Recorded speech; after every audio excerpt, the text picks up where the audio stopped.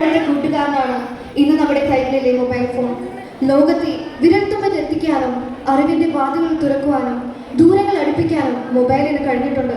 പക്ഷേ ഇന്ന് ഒരുമിച്ചിരുന്നിട്ടും പലരും സ്ക്രീനുകളുടെ ലോകത്താണ്. പഠനത്തിലും ഭക്ഷണ സമയത്തും പ്രാർത്ഥനകളിലും യാത്രകളിൽ പോലും മൊബൈൽ നമ്മുടെ ശ്രദ്ധ പിടിച്ചെടുക്കുന്നു. ഒരു നിമിഷത്തെ അശ്രദ്ധ, ഒരു റീലിനോടുള്ള അമിതമായ ആവേശം, ഒരു സെൽഫിയോടുള്ള ഭ്രമം ചിലപ്പോൾ ഒരു ജീവിതം തന്നെ നഷ്ടപ്പെടുത്തുന്ന ദുരന്തങ്ങളായി മാറുന്നു. സാങ്കേതികവിദ്യ ഒരു മികച്ച ദാസനാണ്, പക്ഷേ ഒരു മോശം യജമാനനാണ്. അതിനാൽ ഉപകരണങ്ങളെ നിയന്ത്രിക്കേണ്ടത് മനുഷ്യനാണ്, മനുഷ്യനെ നിയന്ത്രിക്കേണ്ടത് ഉപകരണങ്ങളല്ല. ഇപ്പോൾ അവതരിക്കപ്പെടുന്ന ഈ മൊബൈലിനെ എതിർക്കുന്നതല്ല, മറിച്ച് മൊബൈൽ വിവേകത്തോടെ ഉപയോഗിക്കാനും ജീവിതത്തിലെ വിലപ്പെട്ട ബന്ധങ്ങൾക്കും ഉത്തരവാദിത്തങ്ങൾക്കും മുൻഗണന നൽകണമെന്നും ഓർമ്മപ്പെടുത്തുന്ന ഒരു നിശബ്ദ സന്ദേശമാണ്. ഈ അവതരണം ഓരോരുത്തർക്കും ഒരു ചിന്തയും ഒരു തിരിച്ചറിവും ഒരു മാറ്റത്തിനുള്ള പ്രചോദനം നൽകട്ടെ. ഏവരുടെയും സ്നേഹപൂർവമായ ശ്രദ്ധയിലേക്ക്.